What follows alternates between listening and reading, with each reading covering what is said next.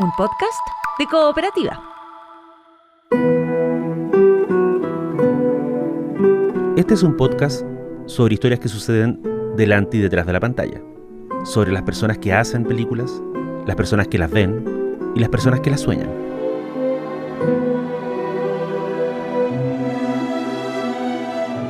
Soy Daniel Villalobos y esto es El Contador de Películas.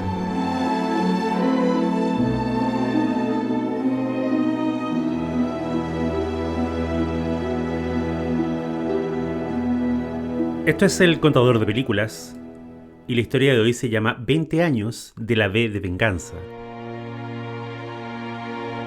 Hace una semana se cumplieron 2 décadas del estreno de V de Venganza o V de Vendetta, la película basada en el cómic de Alan Moore y David Lloyd. El mundo en el que apareció la película está muy lejos del presente.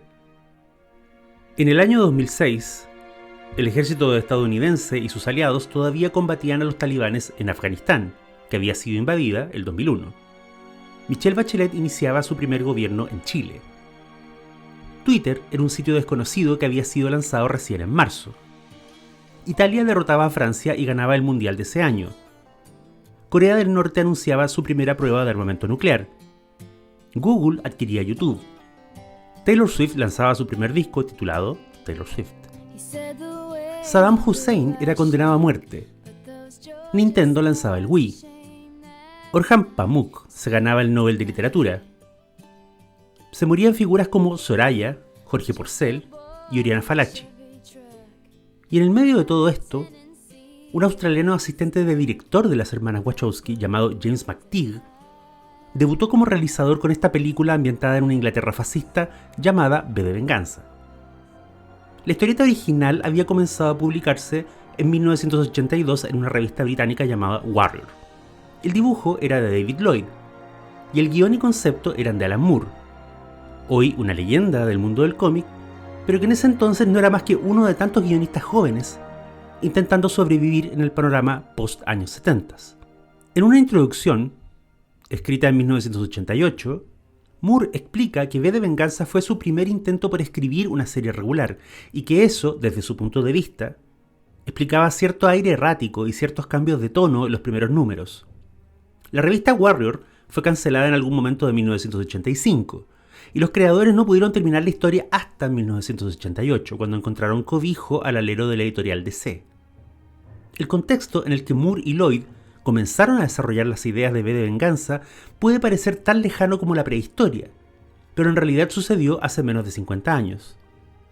Moore inventó al personaje enmascarado de V en el contexto de la llegada de Margaret Thatcher al poder y los inicios de la ola conservadora que se instalaría en Gran Bretaña durante buena parte de la década.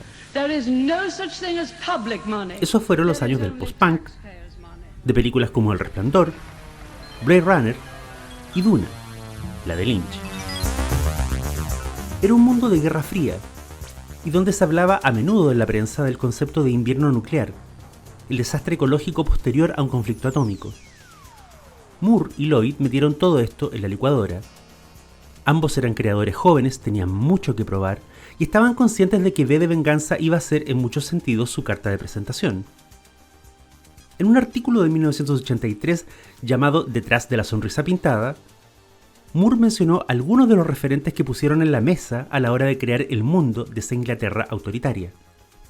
Referentes como Orwell, Aldous Huxley, los cómics del juez Dredd, un cuento de Harlan Ellison llamado Arrepiéntete Arlequín, dijo el relojero, los discos de David Bowie, una película de Vincent Price llamada El abominable Dr. Fives, una serie de espías titulada El prisionero, las películas inglesas de la Segunda Guerra Mundial en general, las novelas de Thomas Pynchon y una pintura de Max Ernst llamada Europa después de la lluvia. Y por supuesto, otro referente para agregar a la lista era una máscara inspirada por Guy Fawkes, uno de los conspiradores que en 1605 participó en un complot para volar el Parlamento inglés el 5 de noviembre de ese año. La idea de usar la imagen de Hawkes, un personaje apenas recordado por la memoria popular, fue de Lloyd. Moore conectó de inmediato con la imagen, y ese fue el puntapié inicial de la caracterización de V. Lloyd y Moore venían de formaciones distintas pero coincidían en algo. Ambos veían al cómic como un arte superior, y no comulgaban con la fascinación de ciertas editoriales por el mundo de Hollywood. La historieta V de Venganza fue concebida como una historia para las viñetas. Ninguno de los dos trabajó en ella pensando en una hipotética adaptación al cine. Y eso explica, sobre todo en el caso del guionista, su reacción cuando esas adaptaciones comenzaron a suceder. A Moore le han preguntado 100 veces el porqué de su distancia con el mundo cinematográfico. Su respuesta más famosa sigue siendo un modelo de síntesis y sarcasmo. Me parece que el cine es un medio fallido desde su concepción, en tanto es un medio tecnológicamente intenso y por lo tanto monetariamente intenso. A diferencia de cosas como las historietas o la literatura, en ese universo no puedes simplemente crear a partir de un papel y un lápiz. Vas a necesitar un montón de equipo costoso incluso para hacer la película más sencilla de todas. Esto quiere decir, en términos prácticos, que en la mayoría de los casos, quienes van a estar en control del trabajo artístico no serán los artistas, sino los contadores. Hollywood clearly hasn't had an idea. V de Venganza se terminó de publicar completa en 1988, como ya dijimos. Para ese entonces, Alan Moore ya había comenzado a trabajar en el mundo de los superhéroes y las editoriales de Estados Unidos, en títulos como La Cosa del Pantano y Watchmen. El interés del cine por su obra empezó antes de que acabara esa década. Terry Gilliam, el director de Brasil y 12 monos, intentó por largo tiempo sacar adelante una película sobre Watchmen. No fue el único interesado. Y de hecho, casi 20 años más tarde, el 2009, Zack Snyder se salió con la suya y estrenó su adaptación. Pero nos estamos adelantando. Al calor de los años 90, Alan Moore escribe dos obras gigantescas. From Hell, que es una novela gráfica sobre los crímenes de Jack el Destripador, y La Liga de los Caballeros Extraordinarios, que imagina un supergrupo de justicieros en la Inglaterra del siglo XIX. Ambos títulos fueron castigados con adaptaciones atroces. From Hell, protagonizada por Johnny Depp, se estrenó en 2001. Y La Liga de los Caballeros Extraordinarios, que lamentablemente fue el último rol en cine de Sean Connery, se estrenó en 2003. Luego de esas calamidades, Alan Moore se empecinó aún más en su rechazo a Hollywood. No solo estaba la certeza de que el cine no sabía manejar sus obras, también estaba el viejo y doloroso tema con la editorial DC Comics. Moore se había distanciado de esa empresa luego de Watchmen y La Broma Asesina. Sus rencores con DC tenían que ver con dinero, contratos y promesas incumplidas. Harto de lidiar con esa editorial, se fue a trabajar a Wildstorm, un emprendimiento de un colega suyo llamado Jim Lee. Al alero de Wildstorm, Moore empieza a publicar La Liga de los Extraordinarios Caballeros bajo el sello ABC. Entonces, en 1998, Wildstorm es comprada por la editorial DC Comics, lo que significa que el némesis de Alan Moore ahora es dueño del sello al que le ha dedicado todo su esfuerzo. Moore se come su orgullo y sigue publicando en ABC, que ahora está en manos de DC Comics. En el intertanto, le toca ver a dos de sus creaciones más queridas, From Hell y La Liga de los Extraordinarios Caballeros, ser destrozadas por Hollywood. Moore decide no recibir más dinero por adaptaciones ni permitir que pongan su nombre en los créditos. Negocia con los jefes de DC y llega a un acuerdo muy singular. Si alguien adapta una obra suya que esté bajo control de DC, la plata y el crédito van íntegros para el dibujante. A Moore no se lo menciona en ninguna parte y él no recibe un centavo. Ese termina siendo el trato. Todo este contexto es importante para entender la distancia que tiene el guionista cuando un día lo llama una de las Wachowski para informarle que están trabajando en una adaptación de V de Venganza. Según le contó Alan Moore en una entrevista de junio del 2005 a Ian Winterton, un día en mitad de la escritura recibe el telefonazo de la hermana Wachowski. Moore, muy amable, le explica que no quiere tener nada que ver con la adaptación, que no va a recibir dinero por ella y que no quiere ninguna clase de crédito en el producto final. La Wachowski, incrédula, le pregunta si entiende que esta va a ser una gran superproducción que se va a ver en todo el mundo. Moore le dice que sí, que entiende eso. Ella le pide que se reúnan para hablar.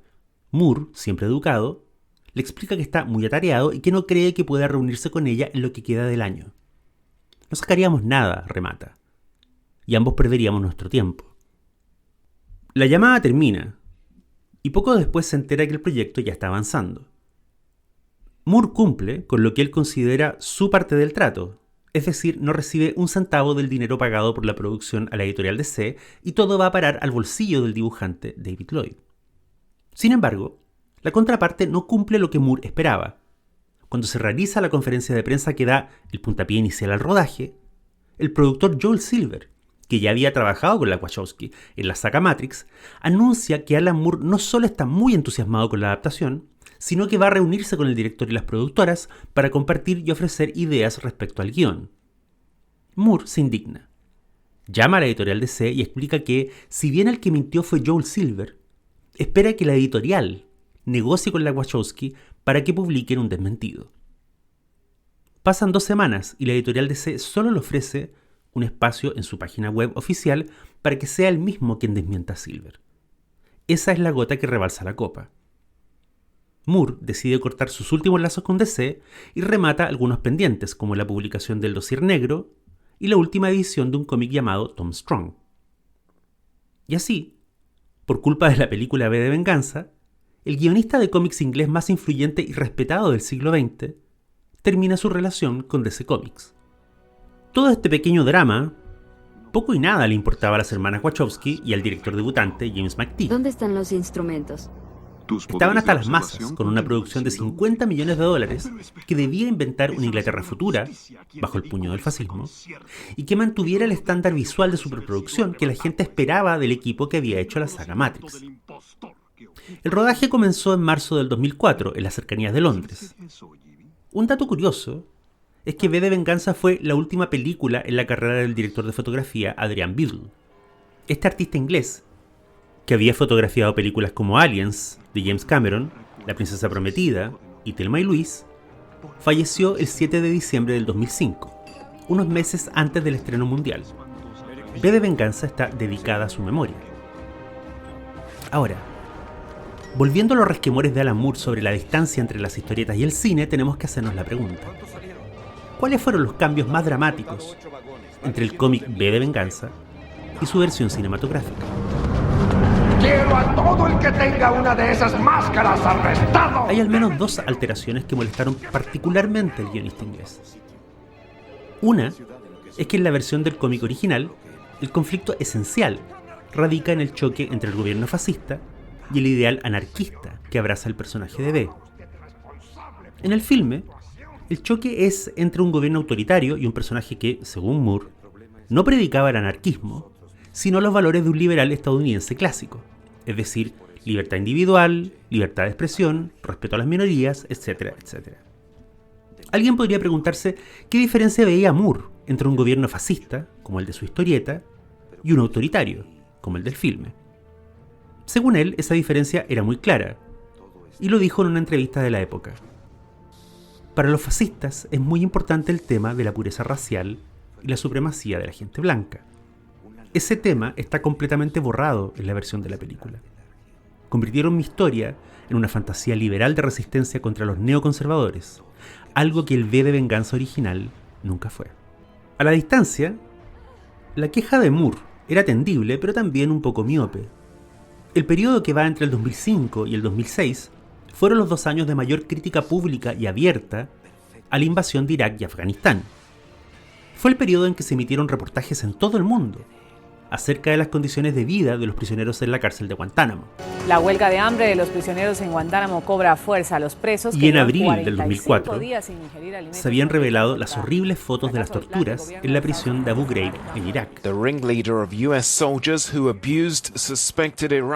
La mayoría de los realizadores de la película V de Venganza eran estadounidenses. El dinero venía de Hollywood. Era razonable esperar que a la hora de reescribir la historia para su público y su paladar, intentaran conectarla con lo que Estados Unidos estaba viviendo en esa década, que era la era Bush, antes que mantener el setting original, que era una versión extrema del gobierno de Margaret Thatcher en los 80. Es más, ese fue el ángulo desde el cual describieron la película los protagonistas cuando hicieron la gira promocional. And he's been tortured and abused by particular people who are now members of the government. En lo que Moore sí tenía mucha razón era en el esfuerzo consciente del director y las productoras por esquivar el tema racial y el tema de clase. En la película V de Venganza, el régimen espía a sus ciudadanos, pero nunca termina de quedar claro cuáles son los crímenes que castiga y cuáles son las conductas que no permite. Se sabe, por ejemplo, que tener un Corán en tu casa está penado con la muerte, pero las conexiones políticas llegan hasta ahí. Hay una alusión a un evento catastrófico por el cual se culpó a un grupo árabe, pero no es algo que se explore en detalle. La segunda gran alteración que hizo la película a la historia original fue una que molestó no solo a Moore, sino a muchos lectores del cómic en general.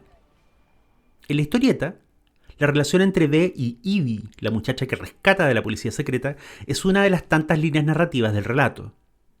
En paralelo, conocemos en detalle la vida del policía que persigue a B. Conocemos las vidas íntimas de distintos funcionarios del régimen, e incluso hay un segmento de la serie donde B desaparece de escena, y vemos a Evie intentando tener una vida normal con un hombre llamado Gordon. Es más, en el cómic original, Evie es una huérfana sin dinero que se prostituye de forma clandestina en la calle. Así la conocemos, y es de ese destino que es rescatada por B. En la película, Evie es una mujer con un departamento y una carrera que trabaja en una de las instituciones claves del régimen, como es el Canal Nacional de Televisión.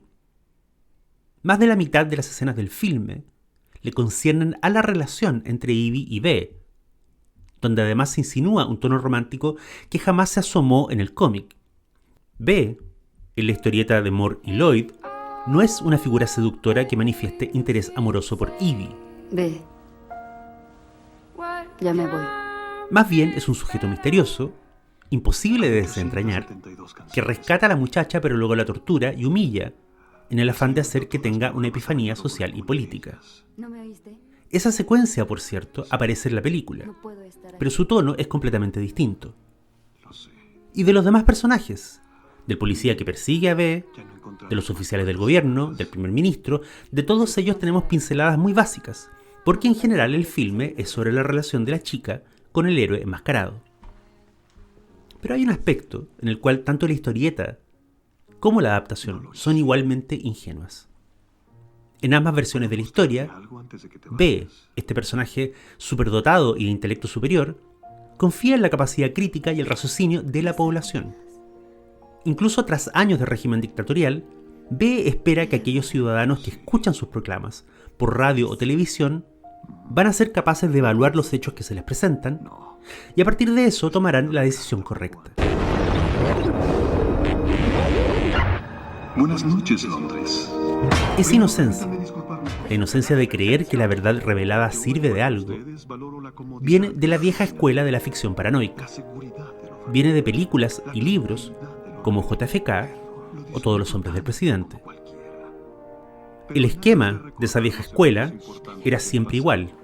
El poder guarda un secreto. Ese secreto es robado por un intrépido justiciero solitario, ya sea un periodista, un fiscal o un enmascarado. El secreto se revela a la población. Esta reacciona horrorizada y el gobierno es depuesto. El empresario malvado cae en desgracia o el militar corrupto es enjuiciado. Hoy día, sabemos que las revelaciones que hace B, tanto en la historieta como en la película, no harían caer a ningún régimen.